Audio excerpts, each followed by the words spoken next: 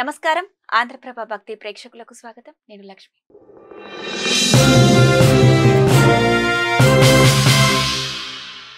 కృపారాణి గారు ఈరోజు స్టూడియోకి వచ్చారు. అయితే అనుకోకుండా కృపారాణి గారు షిరిడి వెళ్ళవలసి వచ్చింది. ఎందుకు వెళ్ళారు ఇంత సడన్ గా? అలాగే మరికొన్ని సందేశాలు కూడా అడిగి తెలుసుకుందాం. నమస్కారం అండి. నమస్తే అమ్మా. బాగున్నారా? బాగున్నాను. ఏంటి సడన్ గా? మొన్న పిలిస్తే రాలేదు మీరు. షిరిడి వెళ్తున్నాను అన్నారు. ఏంటి కారణం? సడన్ గా అంటే బాబా గారి నుంచి నాకు పిలుపు వచ్చింది.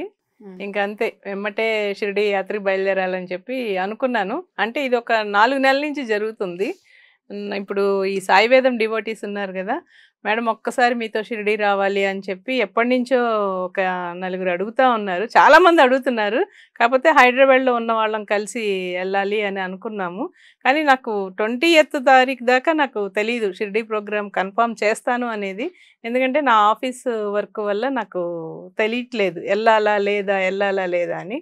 కరెక్ట్గా 21st బాబా గారు మెసేజ్ ఇచ్చారు నాకు, నువ్వు షిరిడీకి ప్రయాణానికి రెడీగా ఉండు, నేను నీకోసం ఎదురు చూస్తాను అని చెప్పి. ఎవరైతే నాతో పాటు వస్తున్నారో వాళ్ళకు కూడా ఆ మెసేజ్ పంపించాను. ఖచ్చితంగా మనం వెళ్తామండి, ఏమాత్రం ప్రోగ్రామ్ అయితే క్యాన్సిల్ అవ్వదు, మనం వెళ్ళి తీరుతామని చెప్పాను. ఎందుకంటే నేను యాక్చువల్గా నా బర్త్డే అనమాట 24th. అసలు ఎప్పుడు ఎవ్రీ ఇయర్ షిరిడీలోనే ఉండాలి, బాబా దగ్గర ఉండాలి, ఆ డే మటుకు అక్కడే ఉండాలని చెప్పి ఎప్పుడు అలాగే అనుకుంటాను.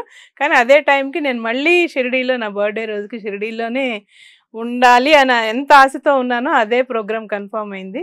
ఒక 4 డివోటీస్ నాతో వచ్చారనమాట. మొత్తం 5 లేడీస్ అనమాట. వెహికల్ వేసుకొని వెళ్ళాం. 23rd మార్నింగ్ బయలుదేరాము. థర్స్డేనే బయలుదేరాం, లాస్ట్ థర్స్డే. మార్నింగ్ 5కి బయలుదేరితే ఈవినింగ్ 5 కల్లా రీచ్ అయ్యాము.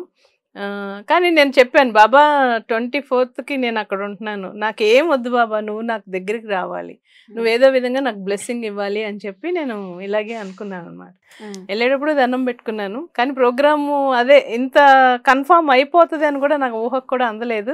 ఎప్పుడైతే బాబా మెసేజ్ ఇచ్చారో ఆ మెసేజ్ ద్వారా నాకు కన్ఫామ్ అనిపించి ఓకే మేము బయలుదేరుతాం అనుకుని సంతోషంగా బయలుదేరాం. చాలా హ్యాపీగా బయలుదేరాం.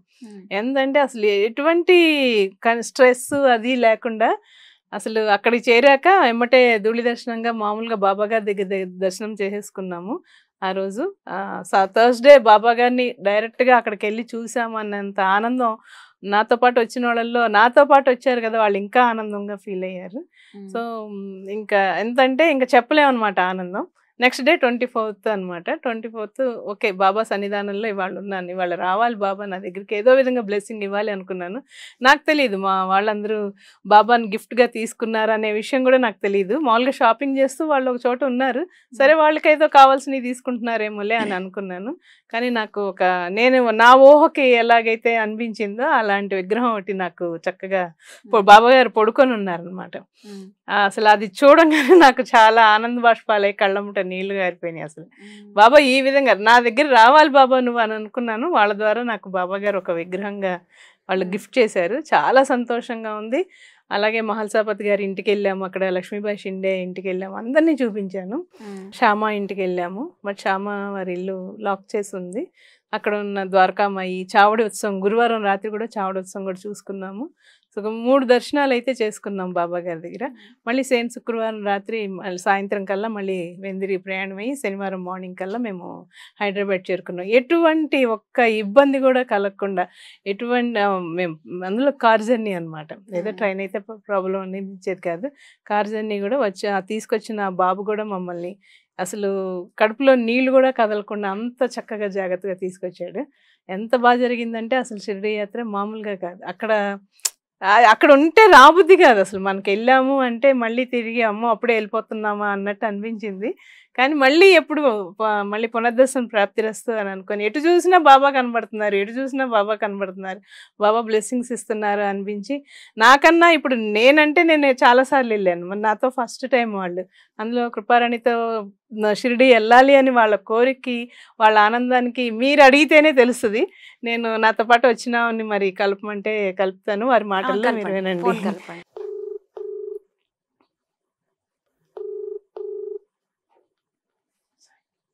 హలో, నమస్కారం అమ్మా. నమస్కారం. నా పేరు లక్ష్మి అమ్మ. నేను ఆంధ్రప్రభ ఛానల్ నుంచి మాట్లాడుతున్నాను.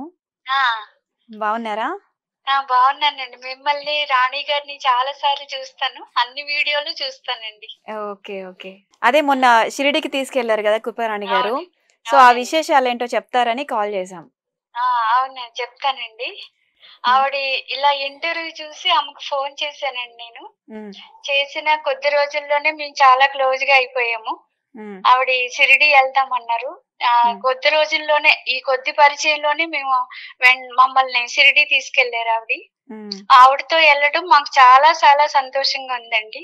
హ్మ్. ఆవిడకి అక్కడ తెలియనిదంటూ లేదండి. అన్నీ తెలుసండి. హ్మ్. శా మహల్ సపాతి గారి ఇల్లు చూపించారు. హ్మ్. శ్యామ గారి ఇల్లు చూపించారు. హ్మ్. ఇంకా లక్ష్మి. వినాయకుడి గుడి, ఇంకా హోటల్ కూడా అండి. హోటల్లోళ్ళు కూడా ఆమెకు బాగా పరిచయం అండి. హ్మ్. ఆ హోటల్‌లో ఉన్నాము. హ్యాపీగా అండి. చాలా హ్యాపీగా అండి. అంటే మీరు తర్వాత మొదటిసారా వెళ్ళింది షిరిడీకి? మొదటిసారి కాదండి. ముందు చాలా సార్లు ఎళ్ళాం గానీ, హ్మ్. ఈమెతో వెళ్ళడం నాకు చాలా సంతోషంగా ఉంది. ఓకే. హుహుహు. ఆ! మళ్ళీ మళ్ళీ ఎళ్ళాలనిపించేలాగా హ్మ్. కృపారాణి గారు మాతో ఉన్నారండి. హ్మ్. హ్మ్. ఆవిడకి కోపం గాని ఏమీ లేకుండా మాతో ఎప్పుడు నవ్వుతా మేమందరం చాలా హ్యాపీగా ఎంజాయ్ చేశామండి. ఓకే. హ్మ్. తర్వాత ఆమె బర్త్‌డే కూడా అయింది అక్కడే. ఇంకా సంతోషంగా అనిపిచ్చింది. ఓకే. గిఫ్ట్ గూడా ఆ! ఇచ్చారటగా మీరు. మాకెక్కడా కూడా ఎటువంటి లోటు లేకుండా ఆమె చూసుకున్నారండి. ఓకే. ఆ! ఇంకా మళ్ళీ మళ్ళీ ఆమెతోనే వెళ్ళాలనిపించేలాగా ఆమె చూసుకున్నారండి. మేమందరం చాలా హ్యాపీగా ఫీల్ అయ్యామండి నిజంగా. ఓకే అండి. ఓకే. ఆ! థ్యాంక్ యూ అండి. చాలా బాగా అండి. ఓకే. ఓకే అండి. ఓకే. సంతోషం. ఇదమ్మా వాళ్ళ అనుభవం విన్నారు కదా, హ్మ్. రియల్గా విన్నారు కదా. మరి అదే బాబా గారి దగ్గరికి వెళ్తున్నాము అని అంటే ఇంకెంత ఆనందమో చూడండి. ఇప్పుడు చూసిన భక్తులు గూడా ఆ. ఇప్పుడు ఓన్లీ మీరు ఇప్పుడు కార్ కాదు, తీసుకొని వెళ్ళారు. తర్వాత బస్ తీసుకొని వెళ్ళాల్సి వస్తుంది. చూడండి మరి. ప్లానింగ్ ఉంది, బస్ లో ఓకే. వెళ్ళాలనే ప్లానింగ్ అది ఉంది. ఈసారి ట్రైన్ బుక్ చేసుకోవాలి భోగిలు పాపం ఇంకా. శ్రీకాకుళం నుంచి ఒక అమ్మాయి చేస్తుంది, భవానీ అని. అసలు మొన్న ఈ 20th 15th కాల్ చేసింది. అసలు అమ్మ నేను వచ్చేస్తున్నా, షిరిడి వెళ్ళాల్సిందే, నువ్వు నో అంటానికి లేదు, నేను నీతో రావాల్సిందే, నేను ఇక్కడ ఉన్న పనులన్నీ ఆపేసుకుంటున్నాను, ఎట్లా తీసుకెళ్తావో నాకు తెలియదు, మనం ఇద్దరమైనా వెళ్ళాలి, లేకపోతే మీతో పాటు ఎంతమంది వస్తైనా సరే అందరం కలిసి షిరిడి వెళ్దాం, లేదంటే మన ఇద్దరమైనా వెళ్దాం, నేను మటుకు మీతో షిరిడి రావాలి, అది అయ్యాకే నేను నా పిల్లల దగ్గరికి మళ్ళీ వెళ్తాను అని చెప్పి అని అన్నారు అనమాట. సరే వాళ్ళకి అసలు నిజంగా చెప్పలేదు ఇలాగే నలుగురమే వెళ్తున్నాము, నువ్వు అంటే తను శ్రీకాకుళం నుంచి రావాలి, అలా దూరం నుంచి రావాలంటే మనం ఒక ప్లాన్ ప్రకారం చెయ్యాలి. ఇక్కడున్న హైదరాబాద్ సభ్యుల వరకే నేను వెళ్ళామన్నమాట. అది కూడా 2 రోజుల ప్రోగ్రామ్ కిందే వెళ్ళామన్నమాట. కానీ చాలా మంది అయితే నాతో రావాలని మటుకు చాలా ఆశపడుతున్నారు. అది బాబా గారి సంకల్పం చేస్తుంది, అది మన చేతుల్లో అయితే ఏం లేదు. అలాగే మీరు ఆఫ్ స్క్రీన్ నాతో ఒకటి షేర్ చేసుకున్నారు. బాబా డ్రెస్ గురించి చెప్తూ ఉన్నారు. అది ఇప్పుడు చెప్తే ఇంకా బాబా భక్తులు చూసి విని ఆనందపడతారు. అది బాబా గారు నాకు షిరిడి వెళ్ళే ముందు ఒక మెసేజ్ ఇచ్చారమ్మా, నువ్వు షిరిడి వస్తున్నావు, నేను నీకు ఎల్లో డ్రెస్లో కనబడతాను అని చెప్పి నాకు మెసేజ్ ఇచ్చారు. ఆ మెసేజ్ కూడా మీకు చూపిస్తాను, మీరు చదవండి, చదివితే తెలుస్తుంది కదా పాఠకులకి. మీరు చదవండి. లేదు పర్లేదమ్మా, మీరు చదవండి, ఇది చదవండి అమ్మా. You will be travelling Shirdi soon. I will be wearing a yellow వస్త్ర. Aarti will be performed and you will receive my blessings. Om సాయిరా. అలా చెప్పారమ్మా బాబా గారు. బాబా సరే, నేను వెళ్ళిన రోజు బాబా గారు వేరే డ్రెస్లో ఉన్నారు. నేను మనసులో అనుకుంటున్నాను అంతే, బాబా రమ్మన్నావు, ఎల్లో డ్రెస్లో కనిపిస్తానన్నావు, నాకు ఎల్లో డ్రెస్లో లేవేంటి బాబా అని చెప్పి మామూలుగా నేను అనుకున్నా మనసులో.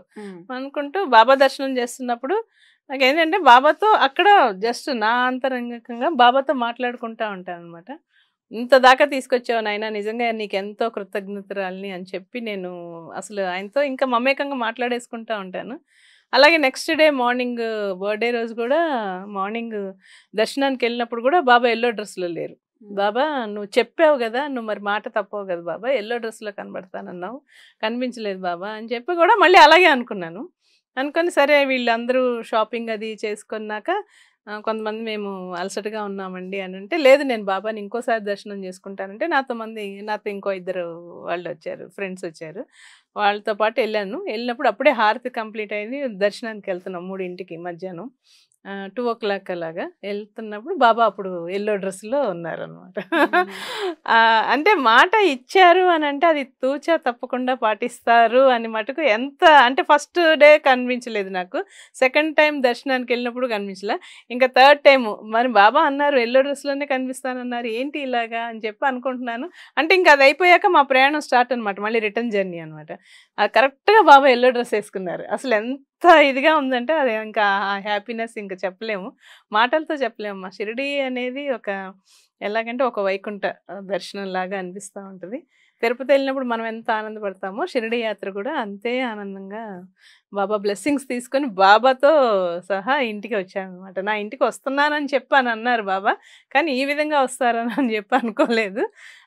చక్కగా వాళ్ళు ఎంతో ప్రేమగా ఇచ్చారు నాకు ఆ బాబా విగ్రహాన్ని. ఆయనకి నిన్నే ఒక బెడ్‌లాగా ప్రిపేర్ చేసి కొని కుషన్స్ అయ్యి కొని బాబా గారిని చక్కగా పడుకోబెట్టాననమాట. ఎంత ముచ్చటగా ఉందంటే రోజు రోజు చూసుకునే కొద్దీ ఇంకా ఆనందం పెరిగిపోతుందే తప్పితే ఇంకసలు మాటల్లో చెప్పడానికైతే ఇంక అంతకన్నా వివరణ రావట్లేదు. నిజంగా బాబా దర్శనం అనేది నిజంగా ఏదో పూర్వజన్మ సుకృతం అమ్మ.